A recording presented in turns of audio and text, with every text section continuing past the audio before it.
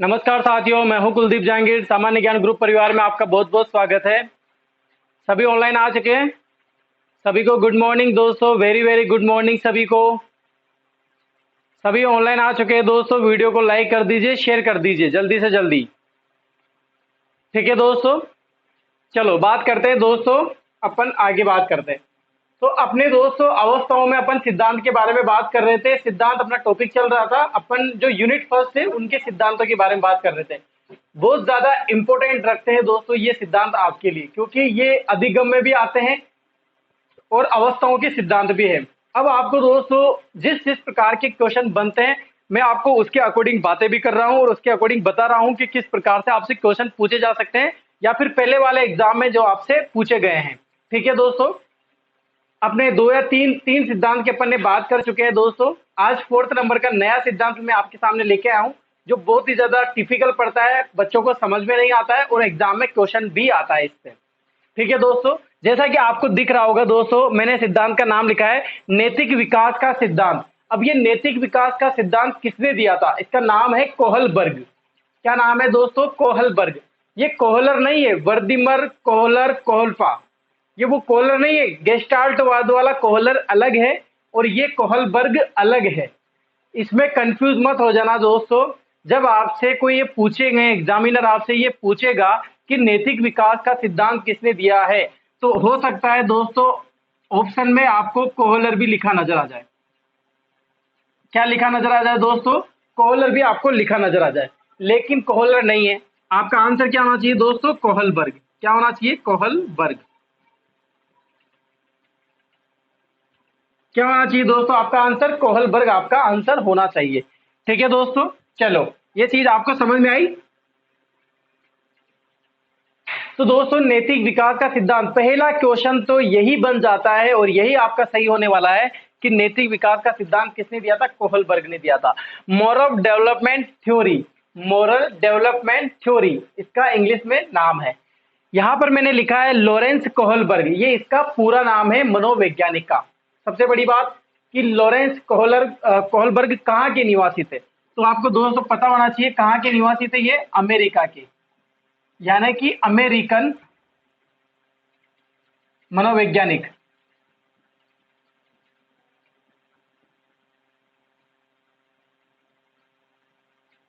कौन थे दोस्तों? ये अमेरिकन मनोवैज्ञानिक थे। कौन? Lawrence Kohlberg. अब दूसरी बात कि इन्होंने ये सिद्धांत दिया कब था, तो आपका आंसर होना चाहिए दोस्तों ये सिद्धांत दिया था इन्होंने 1936 में। कब दिया था दोस्तों? 1936 में ये इन्होंने सिद्धांत दिया था। ठीक है दोस्तों, ये काफी लंबे समय तक कार्य कर रहे थे इस सिद्धांत पर। काफी लॉन्ग मेथड रहता है दोस्तों, ऐसा नहीं है कि आज ही बैठे और आज ही सिद्धांत निकाल दिया और आज ही पब्लिशन कर दिया और आज ही मार्केट में निकल कर आ गया और मनोविज्ञान ने आज ही इनका समर्थन कर दिया। ये बिल्कुल एक या दो दिन की बात नहीं होती है दोस्तों। काफी संघर्ष करना पड़ता है एक सिद्धांत को सेटिस्फाई करने के लिए, एक उसको मार्केट में लाने के लिए, या फिर अलग अलग जो बड़े बड़े मनोवैज्ञानिक रहते हैं उनकी जो कि हाँ मैं संतुष्ट हूँ या फिर सेटिस्फाई करना। क्योंकि आपका जो आप जो एक ट्रीटमेंट करोगे किसी भी चीज का या फिर आप कोई प्रयोग कर रहे हो, तो दोस्तों उसका आपने वो मूवी देखी दोस्तों? आप एक मूवी आई थी रोबोट, जिसमें आपको पता होगा वो एक रोबोट बनाता है। कौन बनाता है रोबोट? चिट्टी रोबोट बनता है उसमें। ये कौन बनाता है? रजनीकांत बनाता है। तो उसको कि इसके यहाँ कैसा बना, सही बना, इसके एग्जाम लिया जाता है उसका। तो अलग अलग बड़े बड़े साइंटिस्ट आते थे और उनके अकॉर्डिंग दोस्तों बताया जाता था कि हाँ ये इस देश में रखने लायक है, मार्केट में निकलने लायक है। तो ऐसी चीजें होती, काफी संघर्ष रहता है दोस्तों। उसके बड़े बड़े दाढ़ी आ जाती है दोस्तों, कितना टाइम लग जाता है, 10-10 5-5 साल दे देता है वो एक रोबोट बनाने में। तो वैसा ही यहाँ पर काम होता रहता है 1936। लेकिन अगर बात करें 1924 से लेके 1987, 1924 से लेके 1987 तक ये अपने सिद्धांत पर कार्य कर रहे थे। इस सिद्धांत पर कार्य कर रहे थे, नैतिक विकास के सिद्धांत पर। यानी कि अलग अलग सिद्धांत रहते थे, इन्होंने इस सिद्धांत पर कार्य किया था और 1936 में ये सिद्धांत निकल के आया था। ठीक है दोस्तों, कोई कंफ्यूज नहीं है यहाँ पर, आपको कोई भी कंफ्यूज नहीं होना चाहिए दोस्तों। ठीक है, यहां से जो मैंने लिखा है इसमें दो क्वेश्चन है आपके, वेरी इंपॉर्टेंट है, ध्यान रखना। नैतिक विकास का सिद्धांत किसने दिया था? आपका आंसर आना चाहिए कोहलबर्ग, ना कि कोहलर। ध्यान रखोगे ये बात? यहीं पर अभी मैं नोट लगा के बता रहा हूं, कोहलर नहीं आना चाहिए। ठीक है दोस्तों, इसके बाद बात करते हैं कि ये सिद्धांत कब दिया था, तो आपका आंसर आना चाहिए 1936 में ये सिद्धांत दिया था। कोहलबर्ग का नैतिक विकास का सिद्धांत है, ये बहुत ही ज्यादा इंपॉर्टेंट है दोस्तों, एग्जाम में क्वेश्चन आते हैं और आने वाले एग्जाम में ज्यादा पॉसिबिलिटी बन जाती है कि इससे ज्यादा क्वेश्चन आएंगे। ठीक है दोस्तों, सबसे ज्यादा प्रायोरिटी इसी की बन रही है कि आएगा क्वेश्चन इसमें से। आगे बढ़ते हैं अब इसके बारे में। ठीक है, देखो अमेरिकन मनोवैज्ञानिक थे दोस्तों कोहलबर्ग। ठीक है, इसके बाद बात करते हैं दोस्तों, इनकी एक पुस्तक थी, कोहलबर्ग की एक पुस्तक थी,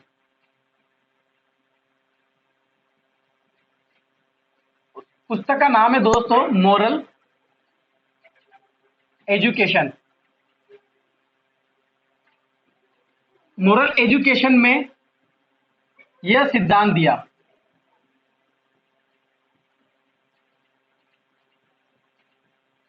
अब दूसरा क्वेश्चन मोस्ट इंपोर्टेंट ये बन जाता है दोस्तों, आपसे ये भी पूछा जा सकता है कि ये सिद्धांत कोहलबर्ग ने अपनी कौन सी पुस्तक में दिया था। आपका आंसर क्या आना चाहिए दोस्तों, मोरल एजुकेशन आना चाहिए था। ठीक है दोस्तों, अब बात करते हैं कि ये मोरल क्या है। अब मोरल शब्द की बात कर लेते हैं अपन। मोरल यानी नैतिकता, नैतिकता। ठीक है दोस्तों, इसकी उत्पत्ति जो हुई है, उत्पत्ति हुई है लैटिन भाषा के, कौन से भाषा के शब्द से, लैटिन भाषा के शब्द से, कौन सी भाषा के, लैटिन भाषा के शब्द से, मोरस से, मोरस से, जिसका अर्थ होता है दोस्तों, अर्थ क्या होता है, आचरण। क्या होता है दोस्तों, आचरण। यानी कि अपन ऐसा बोल सकते हैं कि जो नैतिकता है उसका अर्थ क्या होता है, आचरण होता है। यानी कि एक सभ्य आचरण, एक सभ्य आचरण ही नैतिकता कहलाता है, नैतिकता विकास कहलाता है।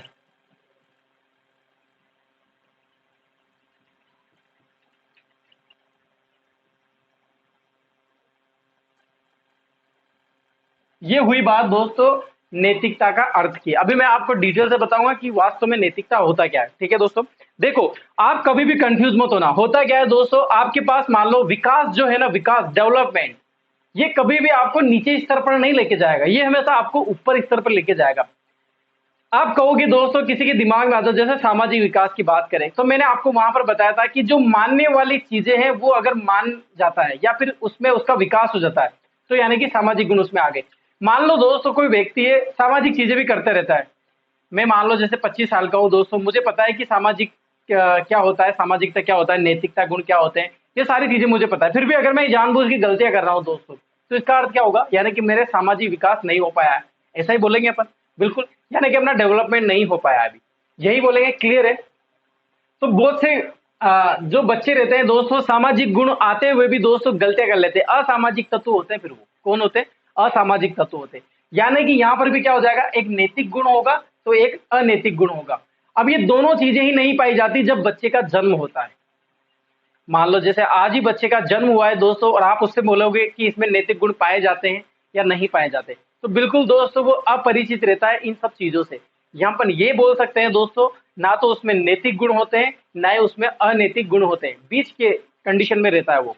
तो इसका मतलब क्या हुआ, जब बालक में दोस्तों नैतिक गुण भी नहीं रहेंगे, अनैतिक गुण भी नहीं रहेंगे, तो इसका मतलब क्या हुआ दोस्तों, जो नैतिक गुण होते हैं वो क्या होते हैं, जन्मजात नहीं होते, जन्मजात नहीं होते, यानी कि जन्म से प्राप्त नहीं होते हैं। जैसे अपने संवेग रहते हैं, अपने संवेग के बाद अपन बात करें जैसे मूल प्रवृत्ति रहती है, ये जन्मजात होती है, यानी कि जन्म से रहती है, बाद में इनका विकास होता है।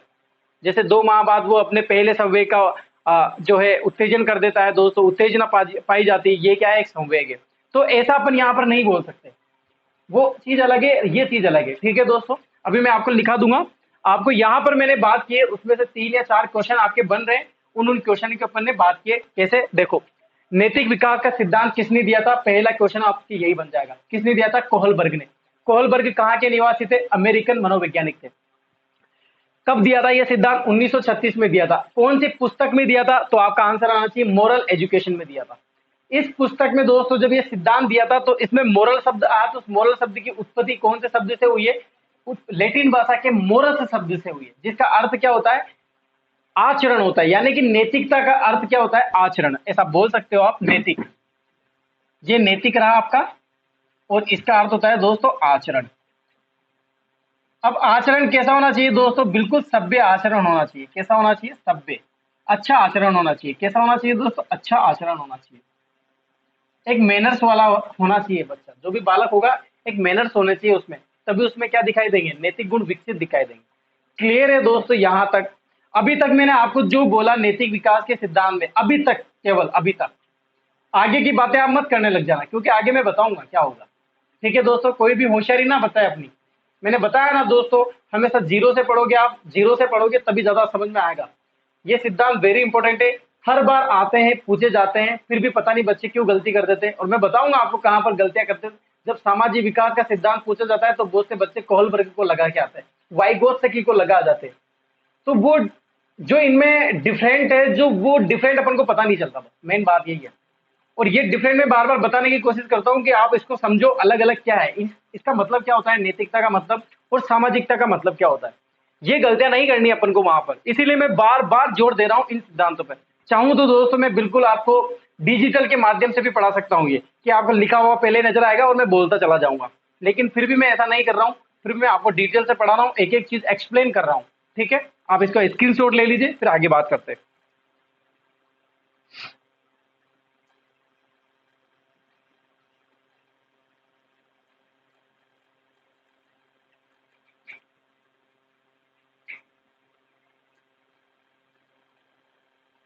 ठीक है दोस्तों, मिटा दूं? चलो, तो ये हुई बात दोस्तों नैतिक की।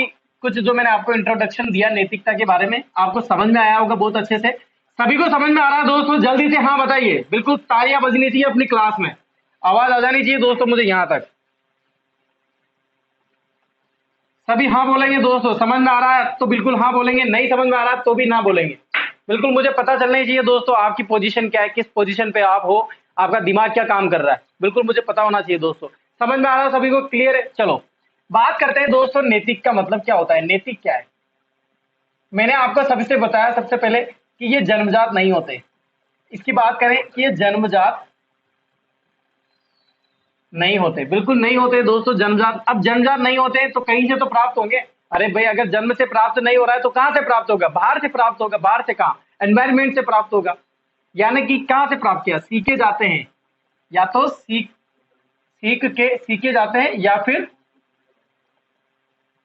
जाते हैं, या फिर नैतिक गुण जन्मजात नहीं होते हैं, या तो सीखे जाते हैं या फिर अर्जित किए जाते हैं। एक वर्ड आता है अर्जित करना, अर्जित किए जाते हैं।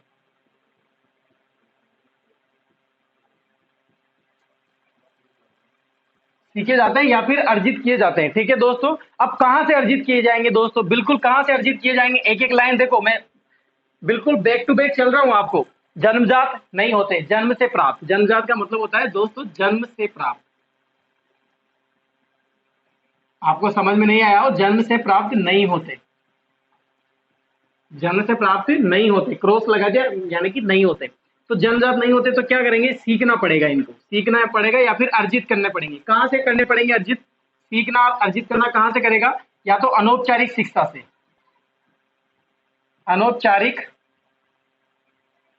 शिक्षा के माध्यम से,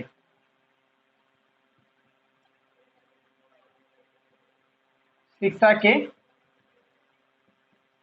माध्यम से। जो कहां से, ये माध्यम कौन सा है दोस्तों? माध्यम कौन सा है? जैसे मान लो कोई पड़ोस से सीखेगा, पड़ोस से पता चलेंगे ये गुण, नैतिक गुण। या फिर स्कूल से प्राप्त करेगा। कहां से प्राप्त करेगा? स्कूल से प्राप्त करेगा नैतिक गुण। ठीक है दोस्तों, ये चीज आपको समझ में आई दोस्तों? क्या बता रहा हूं मैं? नैतिक जन्मजात जन्म से प्राप्त नहीं होते हैं, यानी कि कहां से सीखे जाते हैं बाद में, या फिर अर्जित किए जाते हैं। कहां से अर्जित किए जाते हैं दोस्तों? अनौपचारिक शिक्षा के रूप में, यानी कि आप पड़ोस से, बाहर से, आंगनबाड़ी से, स्कूल से, यूनिवर्सिटी, कॉलेज वगैरह, यहाँ से क्या किया जाता है दोस्तों? जब बच्चा जन्म होता है तो डायरेक्ट कॉलेज में तो जाता नहीं है, पहले पड़ोस के पास जाएगा, अपने घर में जाएगा, अपने घर में जो शिक्षा होगी उसके माध्यम से सीखेगा, यानी कि यहाँ से वो नैतिक गुण प्राप्त करता है, वातावरण से प्राप्त करता है। जैसे मान लो बच्चा है ये दोस्तों, नैतिक गुण। अब बात करें नैतिक गुण, जब बालक का जन्म होता है, बालक के जन्म के समय, किसके समय? जन्म के समय नैतिक गुण, बच्चे का जन्म हो चुका है, नैतिक गुण तथा अनैतिक गुण,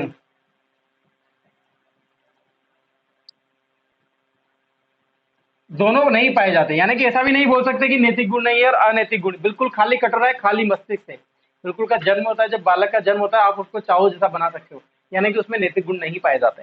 तो नैतिक गुण अनैतिक गुण नहीं पाए जाते, तो वो कहाँ से प्राप्त करेगा? वातावरण से प्राप्त करेगा। कहाँ से? वातावरण से।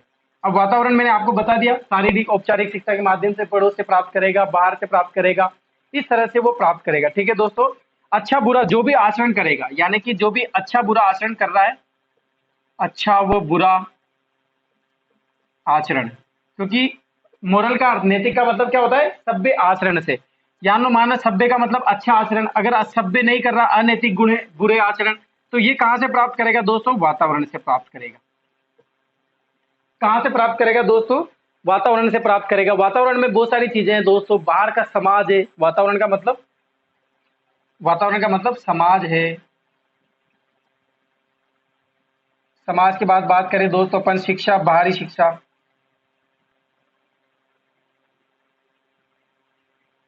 बाहरी शिक्षा, यहां से ये क्या करेगा? नैतिक गुण अर्जित करेगा। नैतिक गुण का मतलब दोस्तों समझ में आया? नैतिक का मतलब होता है आचरण, यानी कि सभ्य आचरण ही क्या होता है? नैतिक होता है। अनैतिक का मतलब बुरे आचरण। समझ में आया? नैतिकता का मतलब होता है अच्छे आचरण और अनैतिकता का मतलब बुरे आचरण। यानी कि जब बच्चे का जन्म होता है, बालक का जन्म होता है, उस समय यानी कि उसमें कोई नैतिक गुण या अनैतिक गुण, यानी कि बुरा आचरण भी नहीं करता है वो, तो अच्छा आचरण भी नहीं करता है। अब बाद में कैसे करता है? ये बाद में करेगा दोस्तों अनौपचारिक शिक्षा के रूप में, स्कूल से, पड़ोस से, घर से, समाज से, वातावरण से। यहाँ से ये क्या करेगा दोस्तों? नैतिक गुण अर्जित करेगा और अनैतिक गुण भी अर्जित करेगा, क्योंकि हर बच्चे में अच्छे गुण नहीं पाए जाते हैं। वो दोस्तों जैसे वातावरण में रहता है, तभी तो कहते हैं ना कि जब बालक का जो सबसे ज्यादा असर पड़ता है वो बाहर के एनवायरनमेंट से पड़ता है, क्योंकि बाहर क्या जा रहा है बालक, बाहर कैसे सीख रहा है, बाहर से क्या लेकर आ रहा है, ये सारी डिपेंड करती है बालक के जन्म के बाद। तो दोस्तों समाज से, बाहरी से जो भी प्राप्त करेगा वो नैतिक गुण भी हो सकते हैं, अनैतिक गुण भी हो सकते हैं। तो आपको दोस्तों नैतिकता का मतलब समझ में आया कि नहीं आया? नैतिकता क्या होती है? बिल्कुल कंफ्यूज मत होना दोस्तों, इन जो सामाजिक गुण और नैतिक गुण, इन दोनों में जो डिफरेंट है वो आपको समझ में आ जाना चाहिए। नैतिक गुण अलग चीज है, अनैतिक गुण अलग चीज है। नैतिकता का मतलब कानून से होता है दोस्तों, यानी कि रूल रेगुलेशन समझाना, दूसरों को भी बताना, खुद उन नियमों का पालन तो कर ही रहा है, लेकिन खुद एक टाइम टेबल भी सेट कर रहा है, खुद एक रूल्स भी बना रहा है, और सामने वाले को ये रूल्स रेगुलेशन के बारे में बात कर रहा है और उनको सिखा रहा है। ये होते हैं नैतिक गुण।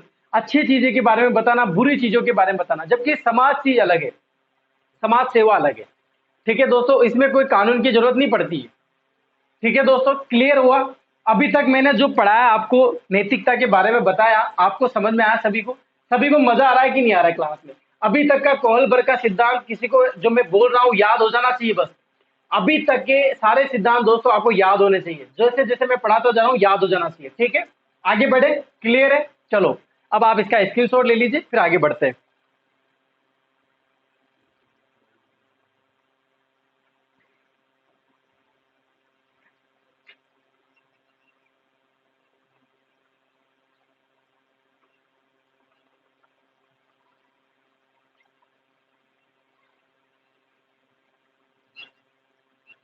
चलो, तो मिटा दो दोस्तों मैं, ये लो। तो आपको समझ में आया होगा दोस्तों, सभी को अच्छे से समझ में आ जाना चाहिए। वेरी इंपॉर्टेंट है दोस्तों, पूछा जाता है एग्जाम में, आपसे मिलान वाले क्वेश्चन भी पूछे जा सकते हैं।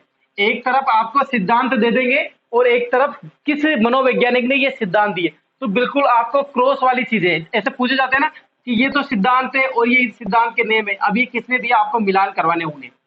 ये तीन, ये चार रहेंगे। ठीक है, तो आपको ये सिद्धांत याद हो जाना चाहिए, यानी कि दोस्तों मिलान वाले क्वेश्चन आपको याद होने ही चाहिए। इस तरह से भी पूछा जा सकता है, सामाजिक विकास सिद्धांत किसने दिया था, नैतिक विकास सिद्धांत किसने दिया था, संज्ञानात्मक विकास का सिद्धांत किसने दिया था, तो ये सब चीजें आपसे पूछा जा सकता है। यानी कि कंफ्यूज करने वाले जितने भी पार्ट होते हैं अपन उनको क्लियर करेंगे यहाँ पर ही, ताकि आपको कोई कंफ्यूज ना हो। ठीक है, चलो अब आगे बढ़ते हैं दोस्तों। अब क्या करा दोस्तों कि नैतिक विकास आपको समझ में आया, नैतिक विकास क्या होता है, मोरल शब्द का अर्थ क्या होता है, कोहलबर्ग कहाँ के निवास, सब कुछ समझ में आ गया। अब जब ये बुक लिखी गई थी, इसके पेज पलटते जा रहे हैं अपन। अभी तक मैंने 10 पेज पलट दिए, 10 पेज में आपको पढ़ा दिया, अब 11 पेज चल रहा है, और उस 11 पेज में लिखा था कि इसकी 6 अवस्थाएं होती है। कितनी? 3 अवस्थाएं होती है। कितनी? 3 अवस्थाएं होती है।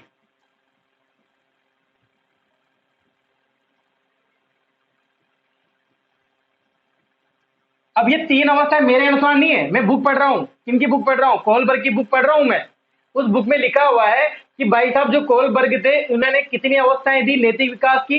तीन अवस्थाएं दी। यानी कि तीन अवस्था, अपन तीन अवस्था भी बोल सकते हैं, तीन स्तर भी बोल सकते हैं और तीन चरण भी बोल सकते हैं। ये सारी चीजें एक ही है, क्योंकि एग्जाम में क्वेश्चन आया हुआ है ऐसा।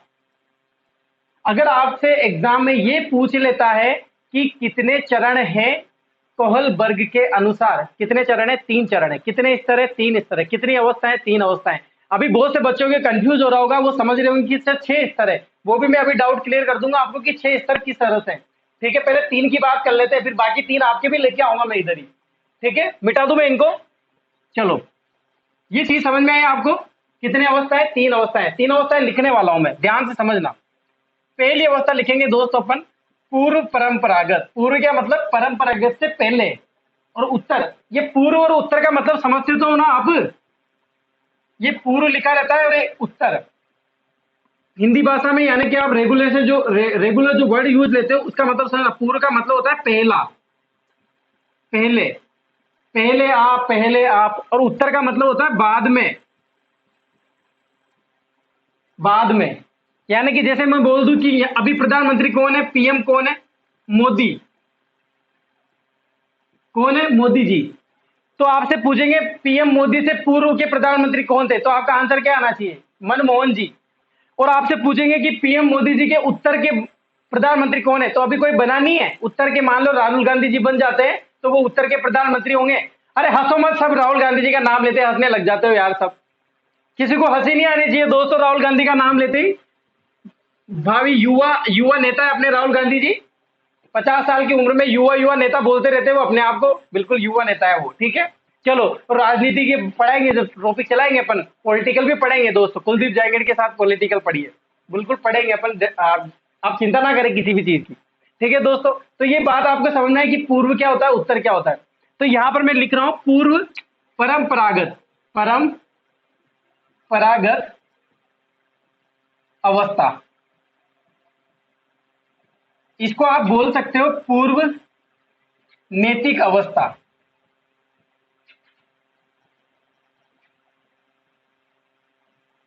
क्या बोल सकते हो? पूर्व नैतिक अवस्था। या फिर आप बोल सकते हो उसको इंग्लिश में बोलेंगे अपन प्री कॉन्वेक्शन स्टेज।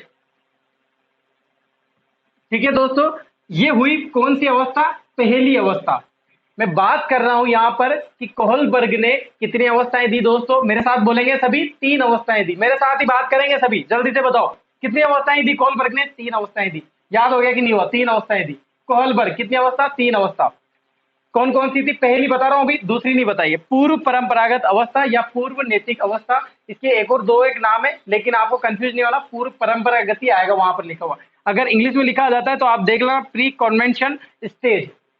ये होता है दोस्तों। अब आपसे ये पूछ लेगा कि इसकी उम्र सीमा बताइए।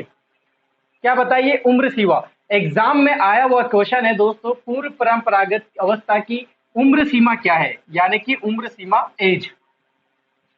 उम्र सीमा कितनी है दोस्तों? 4 से 10 वर्ष। कितनी है दोस्तों? 4 से 10 वर्ष। कितनी है? 4 से 10 वर्ष। समझ में आया कि नहीं आया दोस्तों सभी को? क्या बोल रहा हूं मैं, जल्दी से बताइए।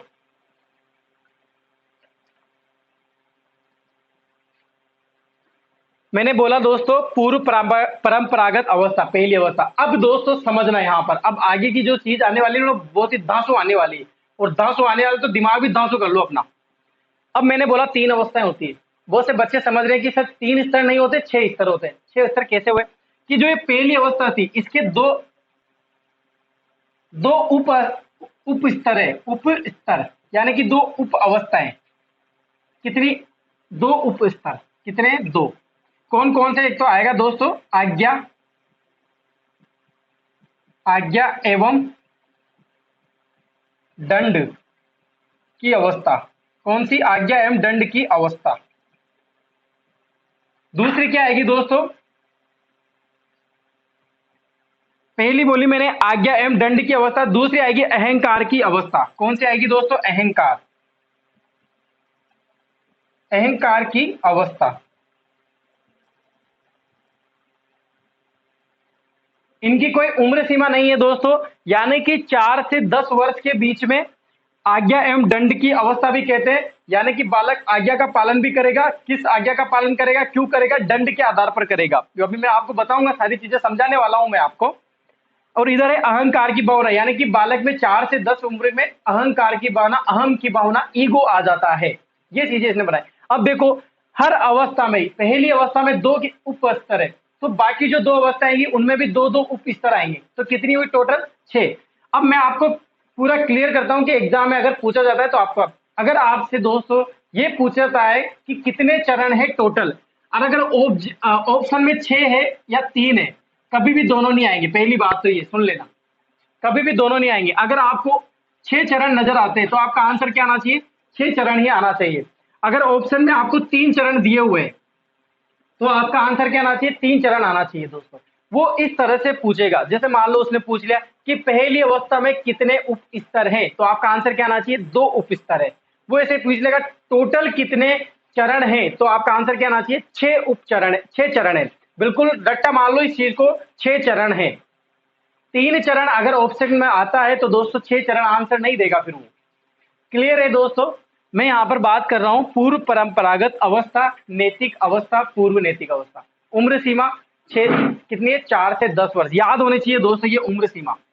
ये मजाक नहीं कर रहा हूं मैं, बार बार यहां पर बार बार बोल रहा हूं मैं आपसे, बिल्कुल एग्जाम में आवे क्वेश्चन नहीं है। इनके कितने 2 उप स्तर है, कितने 2। पहला कौन सा, आज्ञा एवं दंड की अवस्था। अगर ये समझ में नहीं आ रहा तो इंग्लिश में लिख देता हूं, आज्ञा का क्या बोलते हैं, स्टेज ऑफ, आज्ञा को क्या बोलते हैं, order, stage of order, and दंड को क्या बोलते हैं, पनिशमेंट।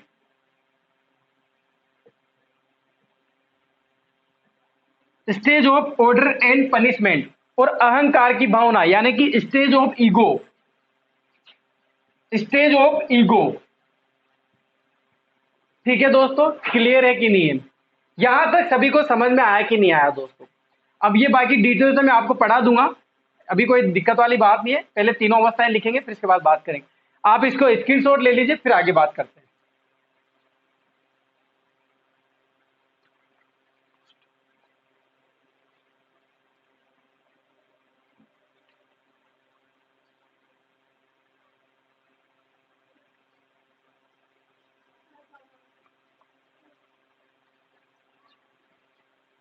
ठीक है दोस्तों, मिटा दूं, चलो।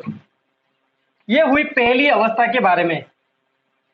कौन सी अवस्था बताई मैंने, पहली अवस्था बताई आपको।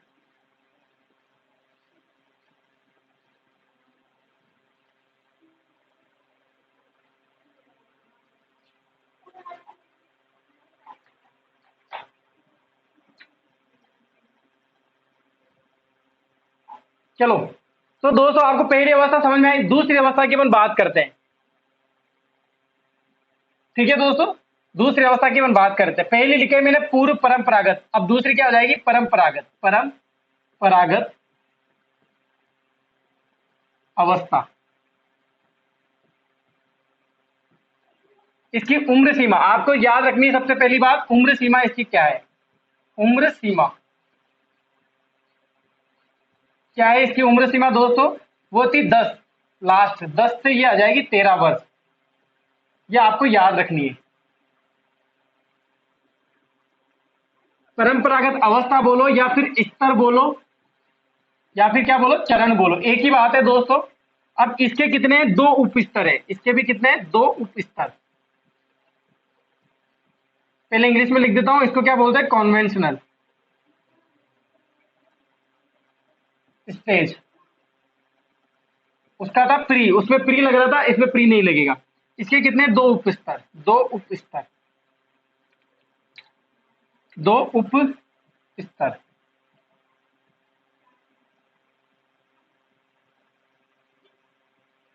कितने उप स्तर है दोस्तों, 2 उप स्तर है। कौन कौन से, प्रशंसा, एक तो है प्रशंसा की अवस्था, प्रशंसा की अवस्था। अवस्था को अपन क्या बोल रहे हैं यहां पर, स्तर बोल रहे हैं या फिर क्या बोल रहे हैं, चरण बोल रहे हैं, एक ही बात है ये। ठीक है दोस्तों, इसके बाद आती है दोस्तों सामाजिक अनुरूपता, सामाजिक अनुरूपता की अवस्था।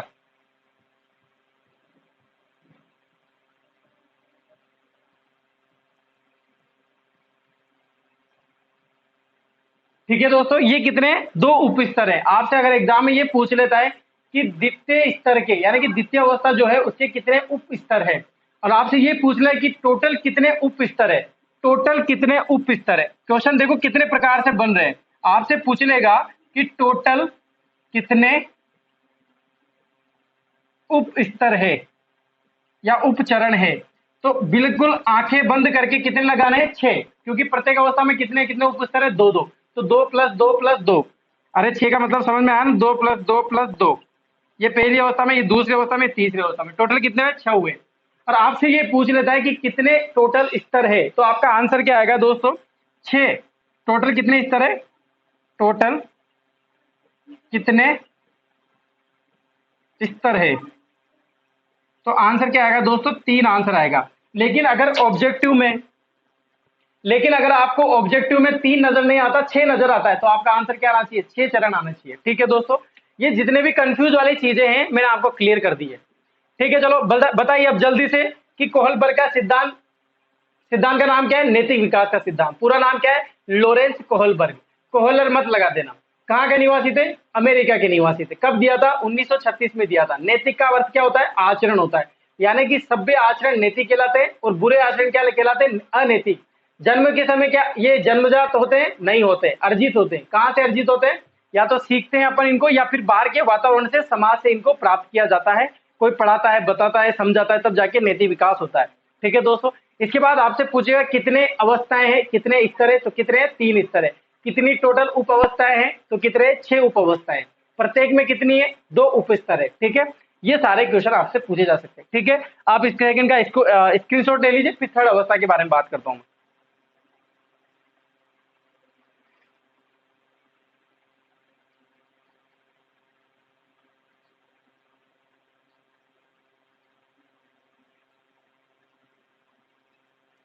चलो मिटा दूं दोस्तों, समझ में आ रहा है दोस्तों सभी को। अभी बहुत अच्छे से क्लियर होने वाला है, 2 दिन तक चलेगा, ये आज भी चलेगा और कल भी चलेगा। 2 दिन तक मैं आपको इसको पढ़ाने वाला हूं।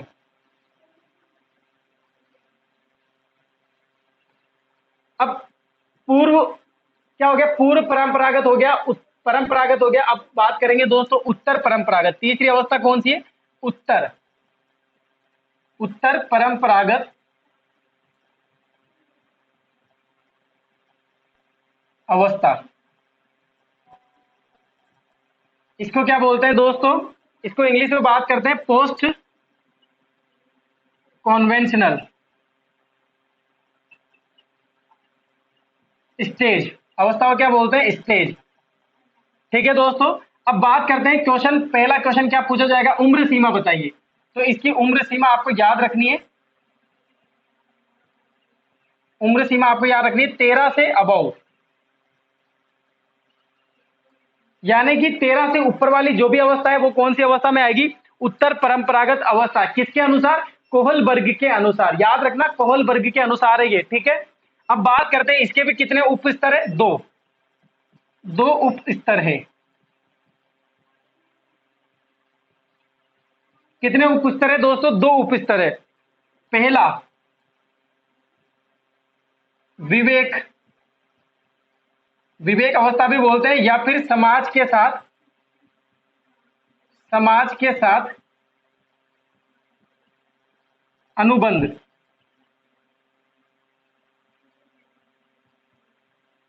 पहली अवस्था का नाम है, या पहले स्तर का नाम, अवस्था नहीं, पहले स्तर, पहले चरण, पहली अवस्था, इसको क्या बोलते हैं, विवेक या समाज के साथ अनुबंध। दूसरे को क्या बोलेंगे, सार्वभौमिक संबंध। दूसरे को बोलेंगे सार्वभौमिक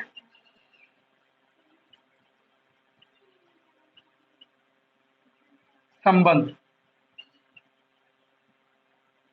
क्या बोलेंगे दोस्तों, सार्वभौमिक संबंध। अब आप सभी को डर लग रहा होगा कि सर तो लिखा रहे हैं, जबकि लिखा नहीं रहा हूं मैं, याद करवा रहा हूं मैं आपको। क्योंकि जो आने वाली जो क्लास रहेगी दोस्तों, उसमें क्या है कि ये तीनों में सब मतलब बताऊंगा। सार्वभौमिक का मतलब क्या होता है, विवेक का मतलब क्या होता है, दंड का मतलब क्या था, आज्ञा का मतलब क्या था, समाज का मतलब क्या था, सारी चीजें मैं आपको बताने वाला हूं।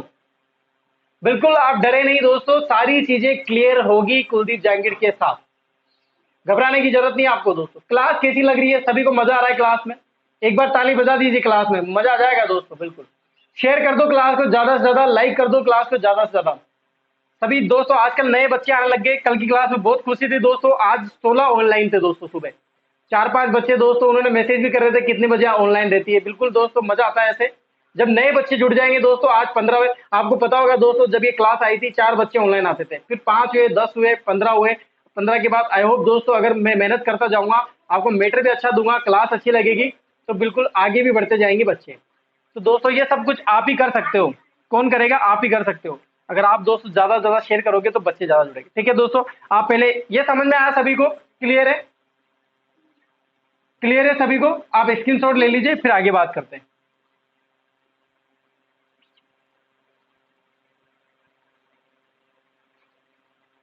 स्क्रीनशॉट ले लो दोस्तों इसका, फिर आगे बात करते हैं। लिख लो एक बार।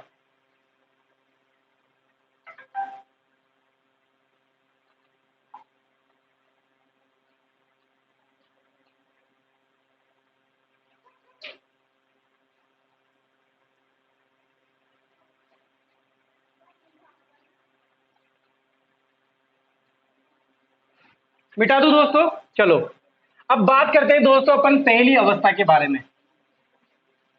कौन सी अवस्था के बारे में? पहली अवस्था के बारे में अपन बात कर लेते हैं। देखो इधर,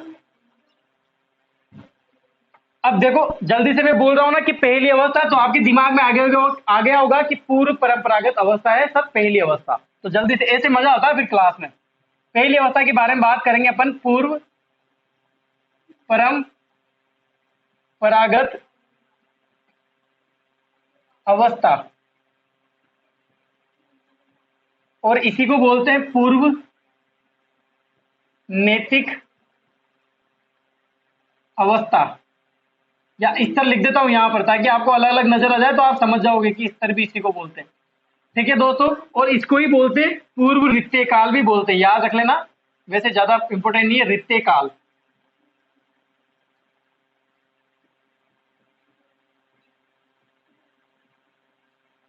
ठीक है दोस्तों, अब इंग्लिश में लिखने की जरूरत नहीं है। ये बात हुई पूर्व परंपरागत अवस्था, पूर्व नैतिक स्तर, पूर्व रित्तेय काल की। ठीक है दोस्तों, ये मैंने लाइन कर दिया। अब बात करें इसकी उम्र सीमा की। जल्दी से बताइए कितनी उम्र सीमा थी? 4 से 10 वर्ष। कितनी उम्र सीमा दोस्तों? 4 से 10 वर्ष। इसमें कितने उपस्तर हैं? 2 उपस्तर हैं। अभी लिखने की जरूरत नहीं है, चलो इसकी बात कर लेते हैं दोस्तों। देखो पहली बात, पहले स्तर की बात कर रहे हैं। इसमें बताया गया है उम्र सीमा कोहलबर्ग के अनुसार 4 से 10 वर्ष। अब आपसे एग्जाम में क्वेश्चन ये पूछा जाएगा कि ऐसी अवस्था का नाम बताइए या उम्र सीमा बताइए जिसमें नैतिक गुण नहीं पाए जाते हैं। अभी मैं बताऊंगा दोस्तों नहीं पाए जाते, फिर भी उनका प्रदर्शन कैसे होता है मैं बताऊंगा, आगे सुनो। तो आपका क्या आंसर आना चाहिए? पूर्व परंपरागत अवस्था, यानी कि मैं क्या बोला? नैतिक गुण। नैतिक गुण नहीं पाए जाते, नहीं पाए जाते, यानी कि क्रॉस लगा देता हूं। ठीक है दोस्तों, अब ये तो समझाने की जरूरत नहीं होती कि नैतिक गुण क्या होते हैं, ये मैंने आपको बेक समझा दिया है। अगर कोई बच्चा नया आया हो दोस्तों, अभी क्लास देखी हो, तो बिल्कुल आप बेक ले लेना। जब क्लास ऑफ हो जाएगी, लाइव क्लास बंद हो जाएगी, तो आप बेक चले जाना, उसमें देख लेना नैतिक गुण क्या होता है। मैं बार बार नहीं लिखने वाला हूं कि नैतिक गुण क्या होता है। यहां पर लिखा मैंने नैतिक गुण नहीं पाए जाते, कौन सी अवस्था में? पहली वाली अवस्था में। इसके बाद यानी कि इसको वास्तविक स्वरूप, नैतिक गुणों का वास्तविक स्वरूप बात कर रहा हूं मैं यहां पर। वास्तविक स्वरूप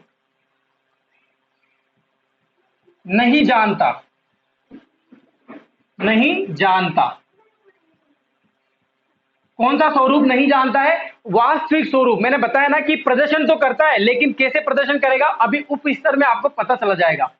लेकिन यहां पर जो नैतिक गुण होते हैं उनका वास्तविक स्वरूप वो नहीं जानता है। यानी कि दोस्तों अब देखो गेप क्या है? 4 से 10 वर्ष। आपको पता चल रहा होगा कि शेष अवस्था की उम्र सीमा कितनी होती है? 0 से 6 वर्ष। और 6 से 12 वर्ष क्या होता है? बाल्यावस्था। यानी कि शेष अवस्था, शेष अवस्था से बाल्यावस्था, बाल्यावस्था तक की अवस्था। शेष अवस्था से लेके बाल्य अवस्था तक ये पाया जाता है, यानी कि ये अवस्था कहलाती है। आपसे ऐसा भी पूछा जा सकता है, ये मैंने अपने अकॉर्डिंग लिखा है, ठीक है दोस्तों। शेष अवस्था से बाल्य अवस्था तक की अवस्था कौन सी? पूर्व परंपरागत अवस्था। क्लियर है दोस्तों, सभी को समझ में आया? कोई चीज यहां तक अगर कोई चीज समझ में नहीं आया हो तो बता दीजिए मुझे। मैं फिर से बोलता हूँ, बात कर रहे हैं अपन पहली अवस्था की। वेरी इंपॉर्टेंट है दोस्तों, एक ही बार पढ़ाऊंगा और एक ही बार इतना डिटेल से पढ़ा दूंगा, इतना अच्छे तरीके से पढ़ा दूंगा कि लाइफ में कभी भी आपको कोहलबर्ग के सिद्धांत को पढ़ने की जरूरत ही नहीं पड़ेगी। कभी भी नैतिक गुण आपको उलझने की जरूरत ही नहीं पड़ेगी कि नैतिक गुण क्या होते हैं दोस्तों। बार बार पढ़ने की जरूरत ही नहीं पड़ेगी। इतनी बार रिपीट करवा रहा हूं मैं, बार बार। अगर इसका तन मन धन से जो व्यक्ति पढ़ा हुआ है ना, जो बालक पढ़ रहा है, तो दोस्तों वो बिल्कुल राइट करके आएगा इस क्वेश्चन से। बिल्कुल मुझे चांस लग रहा है इस बार क्वेश्चन आने वाला है कोहलबर्ग के सिद्धांत से। वेरी इंपॉर्टेंट है दोस्तों, वेरी वेरी इंपॉर्टेंट, ठीक है। नैतिक गुण नहीं पाए जाते हैं, यानी कि प्रदर्शन तो करता है लेकिन वास्तविकता नहीं पता, वास्तविक रूप का ज्ञान नहीं होता है। शेष अवस्था बाल्य अवस्था तक की अवस्था कहलाती है। क्लियर है दोस्तों? अब इसके बाद बात करें दोस्तों कि इसमें कितने उपस्तर हैं? 2 उपस्तर हैं, 2 उपस्तर हैं, ठीक है दोस्तों। अब ज्यादा जगह नहीं बची है, पहले आप इसका स्क्रीनशॉट ले लीजिए, फिर मैं दोनों स्तर को इधर बाएं दाएं से पढ़ा दूंगा, ठीक है। आप पहले इसका स्क्रीनशॉट ले लीजिए।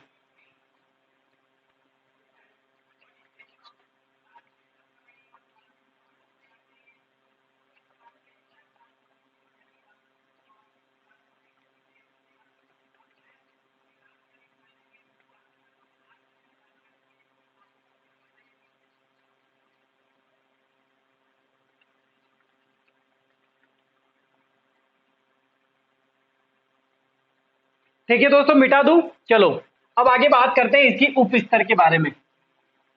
एक एक उप स्तर की अपन बात कर लेते हैं, अच्छे से समझ में आ जाएगा आपको, वही ज्यादा इंपॉर्टेंट है। आपसे किस तरह के क्वेश्चन पूछा जा सकता है इसकी अपन बात कर रहे हैं, चर्चा कर रहे हैं, ठीक है दोस्तों। पहला उप स्तर, 2 उप स्तर मैंने आपको बोले, 2 उप स्तर, जिसमें से पहला उप स्तर अपन बात कर रहे हैं, क्या नाम है उसका? आज्ञा एवं दंड की अवस्था।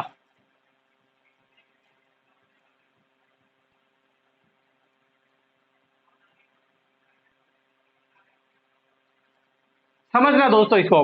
अब मैं जो बोल रहा हूं उसमें ध्यान देना।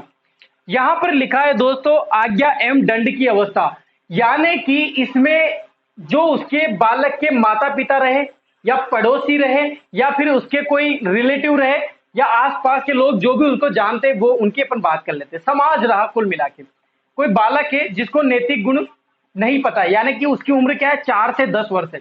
अब मैंने आपको यह बताया कि उस अवस्था में नैतिक गुण नहीं पाए जाते, तो किस तरह से प्रदर्शन किया उसने, किस तरह से वास्तविक ज्ञान का आभास नहीं था, अवास्तविक में कैसे?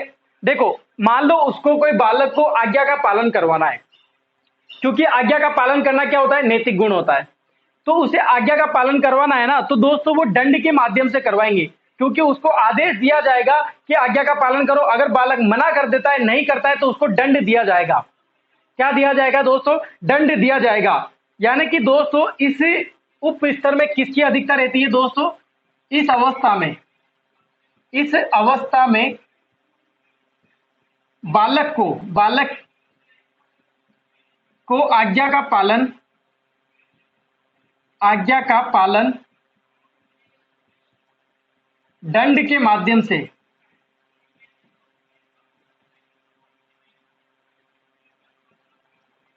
कराया जाता है, लिख देता हूं यहीं तक। अब दोस्तों सुनना, यहां पर दंड देंगे उसको, तो दंड देने से बालक डरेगा, क्योंकि दोस्तों उसको डर रह जाएगा कि अगर मैं आज्ञा का पालन नहीं करूंगा तो मेरी पिटाई होगी।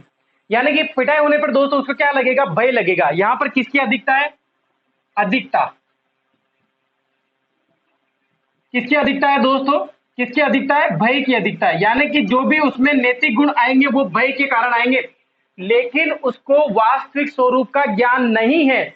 अगर मान लो कोई बालक अच्छे आचरण के लिए बोल रहे माता पिता कि ऐसा क्या करे, बालक मना कर देता है कि नहीं करूंगा, तो उसको क्या दिया जाएगा? दंड दिया जाएगा। अब जो दंड दिया जाएगा उसको नहीं पता है कि नैतिक गुण क्या होते हैं, नैतिकता क्या होती है, अनैतिकता क्या होती है, वास्तविक स्वरूप का ज्ञान बिल्कुल भी नहीं होता। वो सिर्फ कर रहा है ना वो काम, इसलिए कर रहा है क्योंकि उसको भय है। क्या है उसको? भय है, यानी कि किसकी अधिकता के कारण कर रहा है? भय की अधिकता के कारण कर रहा है। क्लियर है कि नहीं है? समझ में आया अभी तक? ये मैंने 2 लाइनें बोली है, सिर्फ 2 लाइनों पे फोकस करेंगे अभी। 2 लाइनें मैंने बोली, 2 लाइनें आपको समझ में आ जाना चाहिए। इस अवस्था में बालक को आज्ञा का जो पालन करवाया जाता है, जो आचरण सिखाया जाता है, जिसके बारे में बताया जाता है अच्छा बुरे के बारे में, क्योंकि अच्छे बुरे के बारे में उसको पता नहीं होता है। क्या नहीं पता होता? अच्छे बुरे के बारे में पता नहीं होता। तो वो सारी चीजें क्यों करेगा? क्योंकि उसको भय है कि अगर मैं नहीं करूंगा तो मुझे पिटाई करेंगे या मुझे मारेंगे। तो भय के कारण उसमें नैतिक गुण आ रहे हैं, लेकिन वास्तविक स्वरूप का ज्ञान नहीं हो रहा है। क्लियर है दोस्तों? ये सारी चीज क्लियर है। अब इसके बाद बात करें दोस्तों कि बालक को अच्छे तथा बुरे का अच्छे तथा बुरे का ज्ञान नहीं होता है। केवल वह दंड, अब दंड से क्या आएगा? भय के आधार पर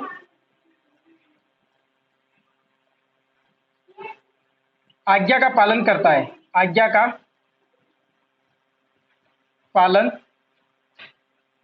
करता है।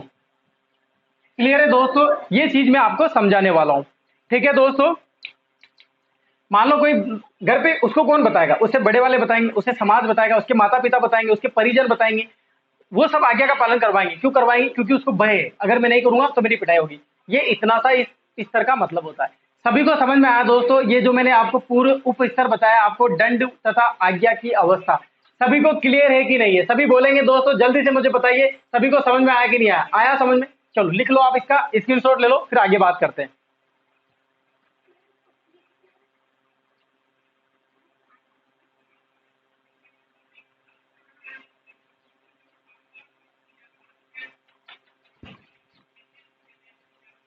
लिख लिया दोस्तों?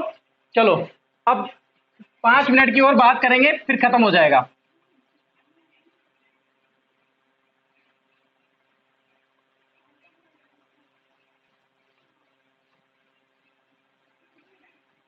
दूसरा उप स्तर क्या बताया था मैंने? जल्दी से बताइए, सभी बताएंगे। दूसरा उप स्तर का नाम क्या था? अहंकार की अवस्था। कौन सी? अहंकार। अहंकार की अवस्था। इसको इंग्लिश में क्या बोलते हैं दोस्तों? Stage of ego. क्या बोलते हैं? Stage of ego. ठीक है दोस्तों? अब अहंकार की भावना शब्द से पता चल रहा है, यानी कि अहम की भावना आ जाती है। किसकी भावना? अहम की। इसी अवस्था में एंड तक अहम की भावना आ जाती है। अहम की भावना कब आएगी? जैसे जैसे उम्र बढ़ेगी। कब आएगी अहम की भावना? उम्र बढ़ने के साथ साथ। कब आएगी? उम्र बढ़ेगी। जैसे जैसे उम्र बढ़ेगी, उम्र के बढ़ने के साथ। आपको दोस्तों देखो कितना अच्छे तरीके से मैं बता रहा हूं, क्योंकि आपको याद भी नहीं करना पड़ रहा है। सभी को पता है अहम की भावना कब आती? जब बालक क्या हो जाता है? उम्र बढ़ने लग जाती है, या फिर आप ऐसा बोल सकते हो परिपक्वता आने के बाद। परिपक्वता आने के बाद। अब यहां पर जो भी नैतिक गुण करेगा वो अहम के कारण करेगा। उसको वास्तविक स्वरूप का तो बिल्कुल पता नहीं है, नैतिक गुण विकसित नहीं हुए हैं दोस्तों। कोहलबर्ग के अनुसार इस अवस्था में, कोहलबर्ग के अनुसार इस पहली जो अवस्था रहती है, 4 से 10 वर्ष का जो बालक रहता है, उसमें अहम के कारण नैतिक गुण आते हैं। लेकिन वास्तविकता पता नहीं है। अगर उससे आप पूछोगे कि नैतिक गुण क्या होता है, तो वो बिल्कुल नहीं बता पाएगा, क्योंकि उसको जानता ही नहीं है। फिर उसको बोलो कि तेरे पापा ने तेरे को कभी अहम के कारण या फिर दंड किया है, कभी तेरे को आज्ञा का पालन करा है? कि हाँ करवाया। कि कैसे? कि पापा पीटते हैं फिर मुझे, ऐसा बोलेगा बालक। लेकिन क्या नैतिक गुण आ गए दोस्तों? बिल्कुल नहीं आए हैं।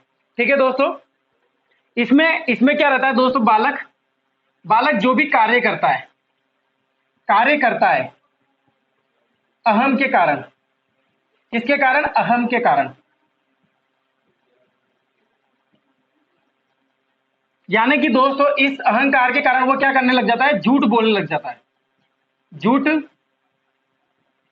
बोलने लग जाता है। अब आप अगर उसको बोलोगे कि 10 रुपए ले लेना, 10 रुपए ले ले,